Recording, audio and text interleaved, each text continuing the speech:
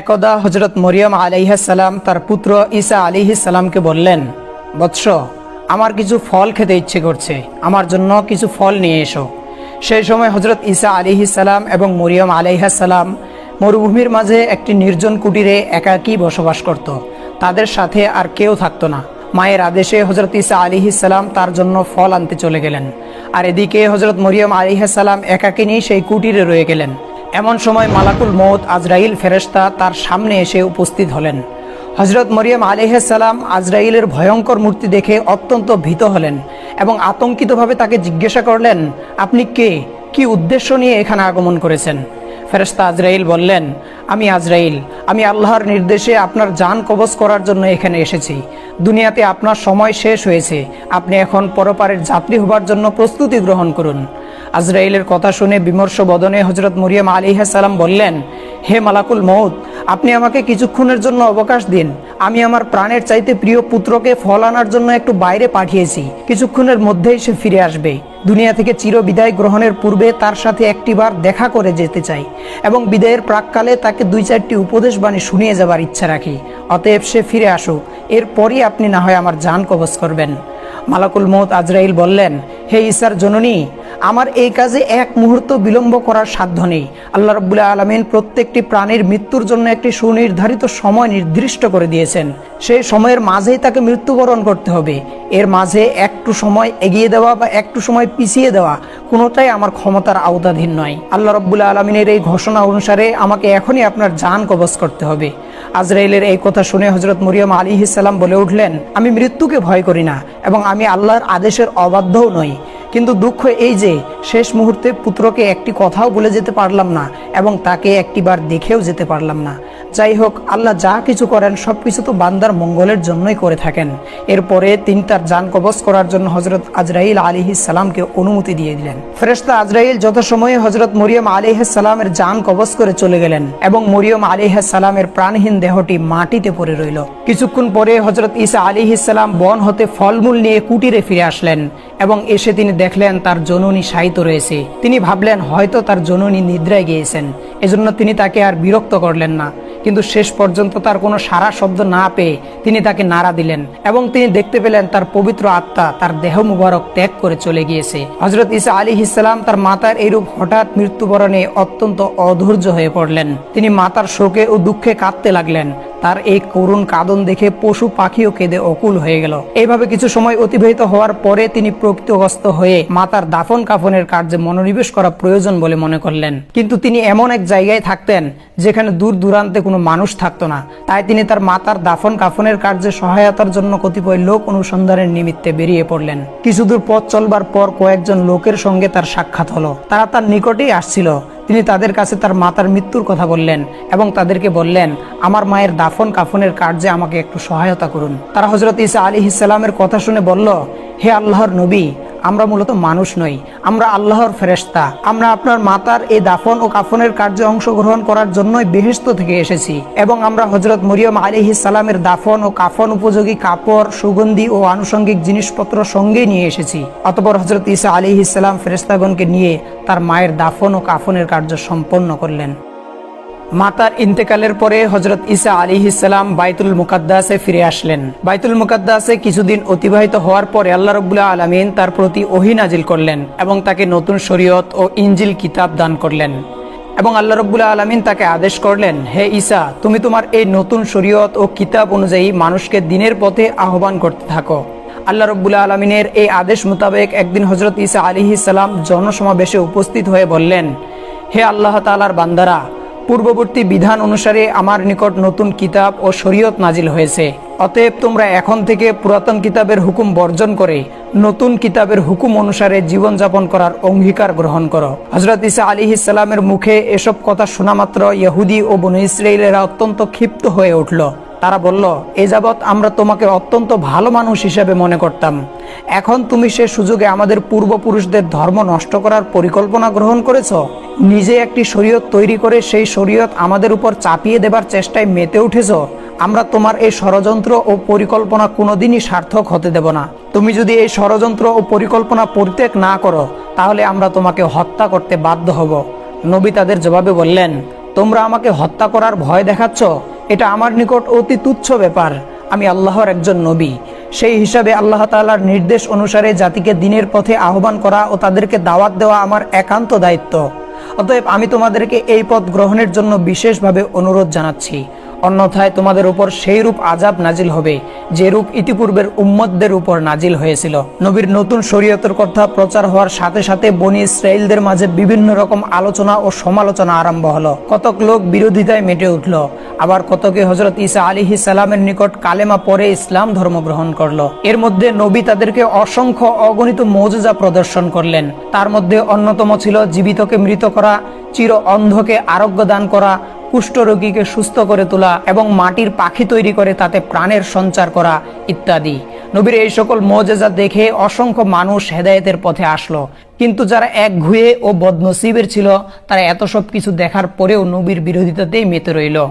যখন নবীর বিরোধী বনী ইসরাইলেরা হযরত ঈসা আলাইহিস সালামকে হত্যার পরিকল্পনায় মেতে উঠল, তখন নবীর অনুসারী মুসলমান বনী ইসরাইলেরা তাদেরকে বলল, তোমরা ইতিপূর্বে হযরত জাকারিয়া ও হযরত ইয়াহিয়া আলাইহিস সালামকে হত্যা করেছ, আর এখন চাচ্ছ হযরত ঈসা আলাইহিস সালামকে হত্যা করতে। এটা জাতির জন্য এক ভয়ানক ও বিপজ্জনক তৎপরতা। তোমরা এই তৎপরতা ও পরিকল্পনা থেকে ফিরে আসো। হযরত ঈসা আলাইহিস সালাম অবশ্যই আল্লাহর একজন খাস নবী। তিনি তোমাদেরকে যে সকল মুজিজা দেখিয়েছেন, এগুলি তার নবী হওয়ার প্রমাণের জন্য যথেষ্ট। আরো একদিন হযরত ঈসা আলাইহিস সালাম এক জনসভায় বললেন, হে আল্লাহর বান্দারা, আল্লাহ তাআলা হযরত মুসা আলাইহিস সালামকে শনিবার দিন ইবাদতের জন্য নির্দিষ্ট করে দিয়েছিলেন, আর আমাকে দিয়েছেন রবিবারের দিন। অতএব রবিবারের দিন তোমরা সকল কাজকর্ম, ব্যবসা বাণিজ্য পরিত্যাগ করে একমাত্র আল্লাহ রাব্বুল আলামিনের ইবাদত করবে। এই দিনে তোমরা আল্লাহ তাআলার কিতাব তেলাওয়াত করবে এবং মানুষকে সৎ কাজের আদেশ দিবে ও মন্দ কাজ থেকে ফিরিয়ে রাখবে। কোনো পার্থিব কাজে মনোনিবেশ করা যাবে না। এই হুকুম অমান্য করলে তোমাদের উপর আল্লাহ রাব্বুল আলামিন অসন্তুষ্ট হবেন এবং আল্লাহ রাব্বুল আলামিনের বিপদ আপদ ও আযাব আসার সম্ভাবনা অধিক হয়ে যাবে। অতএব হে বনী ইসরাইল সম্প্রদায়, তোমরা সকলেই আমার এই দাওয়াত কবুল করে এই বিষয়টির উপর মনোযোগ সহকারে আমল করো। তিনি আরো বললেন, হে বনী ইসরাইলের ভাইরা, আমি তোমাদেরকে আরো একটি সুখবর দিতে চাই। তোমরা জেনে রাখো, আল্লাহ রাব্বুল আলামিন আমার উপর যেই কিতাব নাজিল করেছেন, তার হুকুম আহকাম প্রতিষ্ঠিত করার জন্য আমি চেষ্টা চালিয়ে যাব। আমার পরে তোমাদের নিকট আরো একজন নবীর সুসংবাদ আমি তোমাদেরকে দিয়ে যাচ্ছি, যার নাম হবে আহমদ। তিনি হবেন পৃথিবীর সর্বশ্রেষ্ঠ ও সর্বশেষ নবী। তোমরা যদি কেউ তার সাক্ষাৎ লাভ করে তার দ্বীন ও ধর্ম গ্রহণ করো, সেই ব্যক্তি হবে সর্বাপেক্ষা সম্মানিত ব্যক্তি এবং তার উপর একখানি সম্মানী কিতাব অবতীর্ণ করা হবে। সেই কিতাবখানির নাম হবে আল কোরআন। যেই ব্যক্তি সেই কোরআন পাঠ করবে এবং তদনুযায়ী আমল করবে, সেই ব্যক্তি হবে অশেষ সওয়াব ও মর্যাদার অধিকারী। তোমরা সেই নবীর প্রতি হৃদয়ের গভীর থেকে দরুদ ও সালাম পাঠ করবে, কেননা তিনি এমন একজন নবী যার প্রতি স্বয়ং আল্লাহ তাআলা ও ফেরেশতারাও দরুদ পাঠ করেন। সেই নবীকে আল্লাহ রাব্বুল আলামিন তার হাবিব বা দোস্ত বলে আখ্যায়িত করেছেন। আল্লাহ রাব্বুল আলামিন যদি তাকে সৃষ্টি না করতেন, তাহলে আসমান ও জমিন কিছুই সৃষ্টি করতেন না। অতএব তোমরা এর মাধ্যমে বুঝে নাও তার মান ও মর্যাদা কতটা সুউচ্চ ও বুলন্দ। আমি একজন নবী হওয়া সত্ত্বেও সেই আখিরি নবীর একজন সাধারণ উম্মতের অন্তর্ভুক্ত হওয়ার জন্য অত্যন্ত আগ্রহী। যদি আল্লাহ রাব্বুল আলামিন আমার এই প্রার্থনা কবুল করেন, তাহলে আমি নিজেকে অত্যন্ত ধন্য মনে করব। ধর্মদ্রোহী বনী ইসরাইলেরা হযরত ঈসা আলাইহিস সালামের বক্তব্য শুনে বলল, এ তো দেখছি মুসার শরীয়তকে ভেঙে নিজে এক নতুন শরীয়ত প্রবর্তনের মাধ্যমে রাজনৈতিক ক্ষমতা দখলের ষড়যন্ত্র করে চলেছে। অতএব দেশের বাদশার নিকট তার এই ষড়যন্ত্রের কথা খুলে বলা উচিত। এছাড়া নতুন এক শ্রেষ্ঠ নবীর আগমনের কথা বলে আমাদেরকে তার দিকে আকৃষ্ট করার চেষ্টা করছে। আমরা এই দুর্বিসন্ধির জাল ভেদ করে তার গোপন উদ্দেশ্য সম্পর্কে অবগত হতে সক্ষম হয়েছি। এমত অবস্থায় আমাদের আর বিলম্ব করা ঠিক হবে না। অতি সত্বর এই খবর বাদশাকে জানিয়ে এর সমুচিত ব্যবস্থা গ্রহণ করা উচিত। তখনকার সময়ে বাইতুল মুকাদ্দাস সহ জেরুজালেম রাজ্যের বাদশা ছিল বনী ইসরাইলদের কন্ট্রোলে। সে হযরত ঈসা আলাইহিস সালাম ও তার অনুসারীদের ঘোর বিরোধী ছিল। বনী ইসরাইলদের মধ্যে যখন এরূপ চরম দ্বন্দ্বমুখর পরিবেশের সৃষ্টি হলো, তখন সে হযরত ঈসা আলাইহিস সালাম ও তার অনুসারীদেরকে চিরতরে দুনিয়া থেকে মুছে দেওয়ার জন্য ধর্মদ্রোহিতায় লিপ্ত হলেন। হযরত ঈসা আলাইহিস সালাম ও তার অনুসারীদেরকে কিভাবে দুনিয়ার জমিন থেকে চিরদিনের জন্য নিশ্চিহ্ন করে দেওয়া যায়, এই ব্যাপারে বাদশাহ একদিন একটি গোপন মিটিং ডাকলো। বাদশাহ সেই মিটিংয়ে বলল, তোমাদের পূর্বপুরুষদের ধর্মকে নিশ্চিহ্ন করে দেওয়ার জন্য যে লোকটি ষড়যন্ত্রে লিপ্ত হয়েছে তাকে ও তার অনুসারীদেরকে এই দুনিয়ার জমিন থেকে নিশ্চিহ্ন করা আমাদের একান্ত দায়িত্ব ও কর্তব্য। এরা নবী ও রাসূলগণের শত্রু এবং আল্লাহর শত্রু। এ ব্যাপারে তোমাদেরকে যত সাহায্য করা প্রয়োজন আমি সাহায্য করব, কারণ আমি জানি এদেরকে নিধন করা একটি সওয়াবের কাজ। এতে আমি অংশীদার থাকতে পারলে নিজেকে ধন্য মনে করব। বাদশাহর উৎসাহ দানের পরে সকলে সমবেতভাবে সিদ্ধান্ত নিল যে হযরত ঈসা আলাইহিস সালাম ও তার অনুসারীদেরকে এই দুনিয়ার জমিন থেকে নিশ্চিহ্ন করে ফেলবে। সেই মর্মে তারা হযরত ঈসা আলাইহিস সালামকে হত্যার পরিকল্পনা গ্রহণ করলো। পরের দিন থেকে তারা নবীর পিছনে লেগে গেল। সর্বক্ষণ তাকে অনুসরণ করে ধর্মদ্রোহীরা পর্যায়ক্রমে নিয়মিত ডিউটি দিতে লাগলো। অনেক দিন যাবৎ তারা নবীকে একাকী পাওয়ার চেষ্টা করতে লাগলো। ঈসা আলাইহিস সালামের অনুসারীরা যখন দেখলো বনী ইসরাইলেরা তাকে হত্যা করার জন্য উঠে পড়ে লেগেছে, তখন তারা তার পাহারায় নিযুক্ত থাকলো। ফলে বনী ইসরাইলেরা নবীকে আর একাকী পাওয়ার সুযোগ পেল না। অবশেষে তারা সিদ্ধান্ত নিল নবীর প্রহরীদেরকে সহ তাকে হত্যা করতে হবে। যেহেতু নবীর প্রহরীরা সর্বদা নিরস্ত্র থাকে, অতএব তাদেরকে হত্যা করা তেমন কঠিন কাজ হবে না।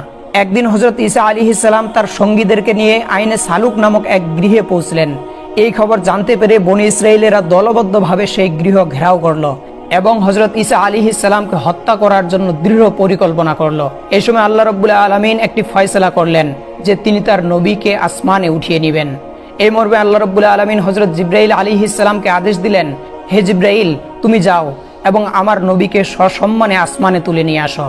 আল্লাহ রাব্বুল আলামিনের আদেশ পেয়ে হযরত জিবরাইল আলাইহিস সালাম তাৎক্ষণিক সেই ঘরের ছাদ ভেদ করে ঈসা আলাইহিস সালামের নিকট চলে আসলেন এবং তাকে বললেন, হে নবী, আপনার ব্যাপারে আল্লাহ রাব্বুল আলামিনের সিদ্ধান্ত হলো আপনি এখনই আমার সঙ্গে আসমানে চলে যাবেন। হযরত ঈসা আলাইহিস সালাম আল্লাহ রাব্বুল আলামিনের আদেশ মতো জিবরাইল আলাইহিস সালামের সাথে আসমানে যাওয়ার প্রস্তুতি নিতে লাগলেন। বিদায়া নেহায়া কিতাবে বর্ণিত আছে যে হযরত জিবরাইল আলাইহিস সালাম তখন হযরত ঈসা আলাইহিস সালামকে একটি সাদা মেঘখণ্ডের উপর উঠিয়ে আসমানে নিয়ে চলে গেলেন এবং নবীকে সোজা চতুর্থ আসমানে তুলে বিশ্রামের জায়গা করে দিলেন। এদিকে বনী ইসরাইলেরা দীর্ঘ সময় ঘর ঘেরাও করে রাখার পরেও যখন দেখলো হযরত ঈসা ও তার অনুসারীরা ঘর থেকে বের হচ্ছে না, তখন তাদের সর্দার সয়ুই এক খোলা তরবারি নিয়ে লাফাতে লাফাতে ঘরের মধ্যে ঢুকে পড়ল। ঘরের সকল কক্ষে সে হযরত ঈসা আলাইহিস সালামকে তন্ন তন্ন করে খুঁজলো, কিন্তু কোথাও তার কোনো হদিস পাওয়া গেল না। এমন সময় হযরত জিবরাইল আলাইহিস সালাম তার মুখমণ্ডলে একটি ফুঁক দিয়ে দিলেন। অমনি তার চেহারা হযরত ঈসা আলাইহিস সালামের চেহারায় রূপান্তরিত হয়ে গেল। এমত অবস্থায় যখন সে ঘরের বাইরে আসলো, তখন বনী ইসরাইলেরা তাকেই ঈসা আলাইহিস সালাম মনে করে পাকড়াও করে নিল এবং তার উপর প্রচন্ড মারধর আরম্ভ করলো। কি থেকে কি হয়ে গেল সয়ুই কিছুই বুঝতে পারলো না। ইহুদিদের সর্দার তখন চিৎকার দিয়ে বলতে লাগলো, ভাইরা তোমরা কি করছো? তোমরা আমাকে মারছো কেন? আমি তো তোমাদের সর্দার সয়ুই। আমি ঈসাকে সব জায়গায় খুঁজে হয়রান হয়ে গেছি, কিন্তু কোথাও তাকে পাইনি।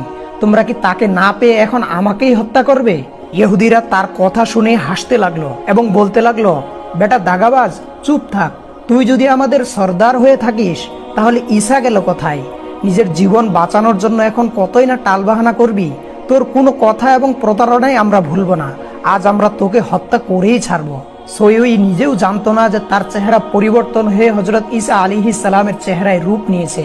তাই সে চিৎকার করে আবার বলতে লাগলো, ভাইরা তোমরা ভুল করে আমাকে আক্রমণ করছো। তোমাদেরকে নিয়ে আমি যাকে হত্যা করার জন্য এখানে এসেছি তাকে ঘরের মধ্যে কোথাও পেলাম না। মনে হয় সে একজন জাদুকর, তাই সে সকলের চোখে ধুলো দিয়ে পালিয়েছে। কিন্তু কে শুনে কার কথা? ইহুদিরা তাদের সর্দারের উপর এইভাবে কিছুক্ষণ অকথ্য নির্যাতন চালালো। এরপরে তাকে শুলে চড়ানোর সমস্ত ব্যবস্থা করে ফেললো। ইহুদি সর্দার সয়ুই যখন বুঝতে পারলো যে জনগণ তাকেই শুলে চড়ানোর জন্য সম্পূর্ণভাবে প্রস্তুত হয়ে গেছে, তখন সে চিৎকার দিয়ে বলতে লাগলো, হে বনী ইসরাইলের ভাইরা, আমি খোদার কসম খেয়ে বলছি, আমি তোমাদের ওস্তাদ সয়ুই। আমার চেহারার কি পরিবর্তন ঘটেছে তা আমার জানা নেই। যদি তোমরা আমাকে অন্যরকম দেখে থাকো তবে আমার মনে হয় এটা হযরত ঈসার খোদার কীর্তি। আমার বিশ্বাস হযরত ঈসা আলাইহিস সালাম আল্লাহর একজন সঠিক নবী ছিলেন। আল্লাহ তাআলা তাকে নিরাপদ রাখার জন্য হয়তো তার কোনো কুদরতি খেলা খেলেছেন। সয়ুই যখন হযরত ঈসা আলাইহিস সালামকে আল্লাহর সঠিক নবী বলে উক্তি পেশ করলো, তখন বনী ইসরাইলেরা আরো ক্ষিপ্ত হয়ে গেল এবং তারা কাল বিলম্ব না করে তাদের সর্দার সয়ুইকে তখনই শুলে চড়িয়ে দিল। ইহুদি সর্দার শুলের মধ্যে বাঁচাও বাঁচাও বলে চিৎকার করতে লাগলো, কিন্তু কেউ শুনলো না তার কথা। তারা তাকে শুলে চড়িয়ে তার প্রাণবায়ু নিভিয়ে দিল। এই দৃশ্য দেখার জন্য অসংখ্য জনতা সেখানে ভিড় করেছিল। যখন ইহুদি সর্দারকে শুলে বিদ্ধ করে হত্যা করা হলো, তখন অধিকাংশ লোকেরই মনে হলো এটা হযরত ঈসা নয়, বরং এটা ইহুদি সর্দার সয়ই। আবার কিছু কিছু ইহুদি মনে করতে লাগলো যে না, তারা খোদ নবী ঈসাকেই হত্যা করেছে। তখন তাদের নিজেদের মধ্যে ভীষণ বিবাদ ও তলোয়ারবাজি আরম্ভ হলো। অধিকাংশ লোক বিমর্ষ হয়ে পড়ল। কেউ বলতে লাগলো তারা সয়ইকে হত্যা করেছে, আবার কেউ বলতে লাগলো না, তারা ঈসাকে হত্যা করেছে। এটা ছিল আল্লাহ রাব্বুল আলামিনের এক অপূর্ব লীলা খেলা। এই অবস্থা দর্শন করে হযরত ঈসা আলাইহিস সালামের অনুপস্থিতিতে বহু লোক হযরত ঈসা আলাইহিস সালামের উপর ঈমান আনলো। তারা কালেমা পাঠ করে হযরত ঈসা আলাইহিস সালামের শরীয়তের উপর জীবনযাপন করার জন্য অঙ্গীকারাবদ্ধ হলো। কিন্তু হযরত ঈসা আলাইহিস সালাম এখন কোথায় আছেন, তার প্রকৃত অবস্থা সম্পর্কে সকলে চিন্তিত হয়ে পড়লেন। অনেকে তার সন্ধানে ব্যস্ত হয়ে পড়লেন। অনেকে নবীর খলিফাদের কাছ থেকে তার প্রকৃত অবস্থা জানতে চাইলেন। তারা তাদেরকে জানিয়ে দিলেন যে আল্লাহ রাব্বুল আলামিন তার নবীকে সসম্মানে চতুর্থ আসমানে উঠিয়ে নিয়ে চলে গেছেন। পরবর্তীতে আল্লাহ রাব্বুল আলামিন পবিত্র কুরআনুল কারীমের মাধ্যমে হযরত ঈসা আলাইহিস সালামকে জীবিত অবস্থায় দুনিয়া থেকে তুলে নেবার ঘটনাটি মানব জাতিকে জানিয়ে দিলেন। হাদিস শরীফে বর্ণিত আছে যে শেষ জামানায় পৃথিবীতে দাজ্জাল নামক একজন শক্তিশালী কাফেরের আবির্ভাব ঘটবে। সে চমক লাগানো কিছু দৃশ্য মানুষকে দেখাবে, তাদের মৃত পিতাকে জীবিত করে দিবে, আসমানকে বৃষ্টি বর্ষণ করতে বললে আসমান বৃষ্টি বর্ষণ করবে, জমিনকে ফসল উৎপন্ন করতে বললে জমিন ফসল উৎপন্ন করবে। আর দাজ্জালের এই সকল কেরামতি দেখে অধিকাংশ মানুষ ঈমান নষ্ট করে তার প্রতি ঈমান আনবে এবং তাকেই আল্লাহ বলে বিশ্বাস স্থাপন করতে থাকবে। দাজ্জালের ফিতনা যখন পৃথিবীতে চরম আকার ধারণ করবে, তখনই আল্লাহ রাব্বুল আলামিন তাকে হত্যা করার জন্য হযরত ঈসা আলাইহিস সালামকে এই পৃথিবীতে প্রেরণ করবেন। আর হযরত ঈসা আলাইহিস সালাম এই পৃথিবীতে পুনরায় যখন আসবেন, তখন আমাদের নবী হযরত মুহাম্মদ সাল্লাল্লাহু আলাইহি ওয়াসাল্লামের একজন উম্মত হয়ে আসবেন। এই পৃথিবীতে আগমনের পরে হযরত ঈসা আলাইহিস সালাম দাজ্জালকে হত্যা করবেন এবং মুমিনদেরকে নিয়ে এই পৃথিবীতে তিনি একটি ইসলামী রাষ্ট্র কায়েম করবেন। হাদিস শরীফে বর্ণিত আছে যে হযরত ঈসা আলাইহিস সালাম এই পৃথিবীতে পুনরায় আগমন করার পরে 40 বছর জীবনযাপন করবেন, অতঃপর তার ইন্তেকাল হবে এবং তাকে রাসূলুল্লাহ সাল্লাল্লাহু আলাইহি ওয়াসাল্লামের রওজা মুবারকের পাশেই দাফন করা হবে। আল্লাহ রাব্বুল আলামিন আমাদের সকলকেই হযরত ঈসা আলাইহিস সালামের এই তাৎপর্যপূর্ণ ঘটনাটি থেকে শিক্ষা গ্রহণ করে নিজেদের জীবনে আমল করার তৌফিক দান করুন। আমিন।